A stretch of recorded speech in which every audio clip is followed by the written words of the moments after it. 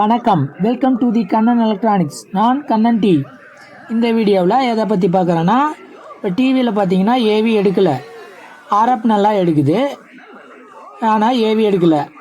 இப்போ நீங்கள் பார்த்துட்ருக்க டிவியில் பார்த்தீங்கன்னா ஆர்எஃப், அதாவது கேபிள் லைனில் எடுக்குது. இப்போ பாருங்கள், ஏவி வச்சுருக்கேன் ஆனால் எடுக்கலை. ஏவி பாக்ஸும் ஆன் பண்ணி வச்சுருக்கேன் ஆனால் எடுக்கலை. இந்த மாதிரி சமயத்தில் ஆர்எஃப்லேயே ஏவி எப்படி எடுக்க வைக்கிறது அப்படிங்கிறது தான் இந்த வீடியோவில் டீட்டெயிலாக பார்க்க போகிறோம்.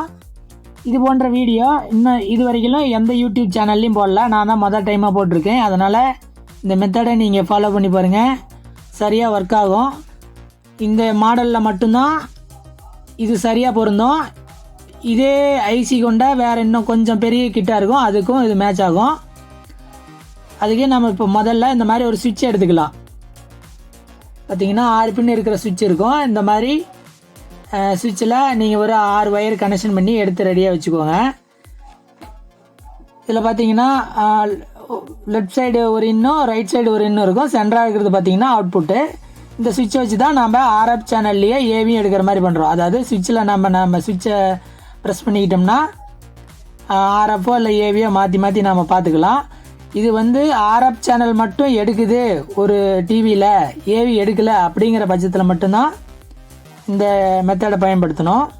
இந்த டிவியில் பார்த்தீங்கன்னா ஏவி லைன் மட்டும் ஃபால்ட் ஆகிடுச்சு, ஏவி எடுக்கலை, ஃபால்ட் ஆகிடுச்சு, மெயின் ஐசிலே கம்ப்ளைண்ட் ஆகிடுச்சு. அதை எப்படி நம்ம இப்போ சரி பண்ணுறது அப்படிங்கிறத பார்க்கலாம்.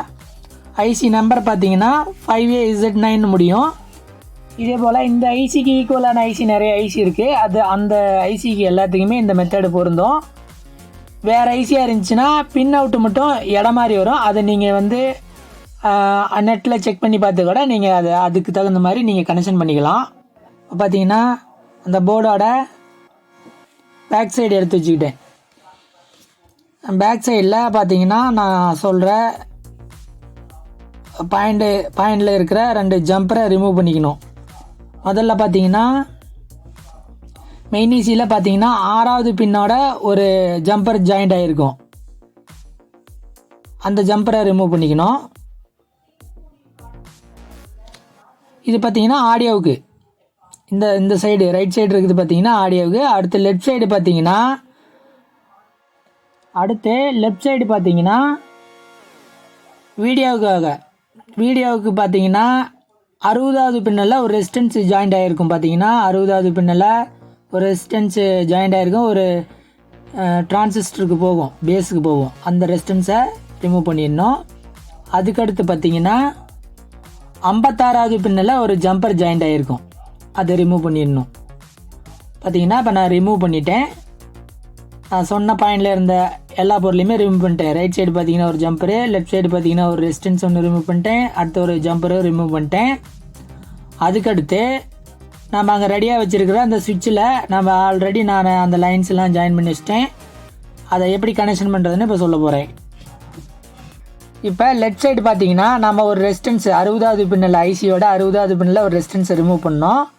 அதில் மேல் பாயிண்ட்டை பார்த்தீங்கன்னா, அதாவது இன்புட்டு, அது நீங்கள் ஆர்எஃப்பாக இருக்கலாம், இல்லை ஏவியோட இன்புட்டாக கூட கொடுக்குற மாதிரி, அதாவது சுவிட்சில் சென்டர் பாயிண்டில் கொடுக்கக்கூடிய அந்த பின்னு.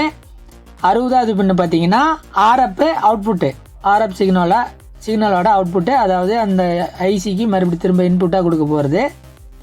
அதே லெஃப்ட் சைடு இந்த ஜம்பரை ரிமூவ் பண்ண இடத்துல லெஃப்ட் சைடு இருக்கிற பாயிண்ட் பார்த்தீங்கன்னா ஏவியோட இன்புட்டு, ஏவி பின்னு நம்ம சொருகிற இன்புட்டு.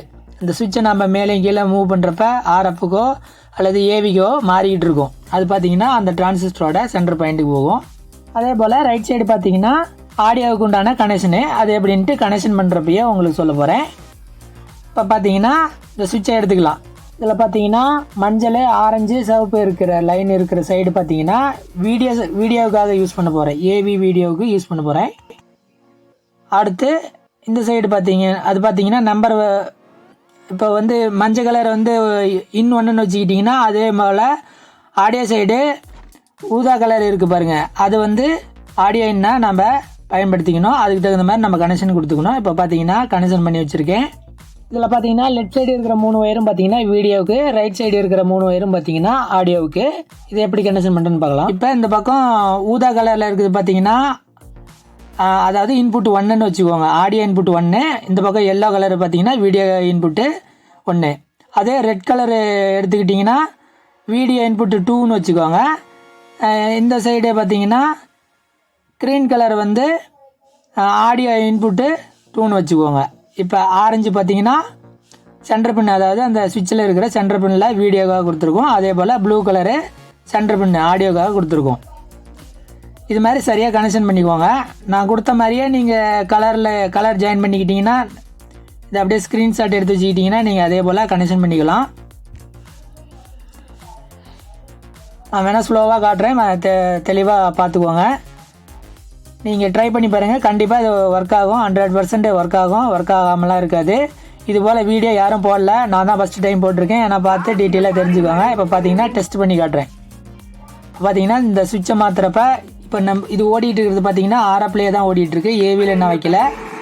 ஆர்எஃப்லேயே நீங்கள் வந்து ஆர்எஃப் லைனும் பார்த்துக்கலாம், அதாவது கேபிளும் பார்த்துக்கலாம், ஏவியும் பார்த்துக்கலாம், சவுண்டும் எல்லாமே கரெக்டாக வரும். இதுபோல் நிறையா டெக்னிக்கல் டீட்டெயில்ஸு நீங்கள் தெரிஞ்சுக்கணும் அப்படின்னா நம்ம சேனலை சப்ஸ்கிரைப் பண்ணி வச்சுட்டு ரெகுலராக வீடியோ பார்த்துட்டே இருங்க. நன்றி, வணக்கம். அடுத்த வீடியோவில் பார்க்கலாம்.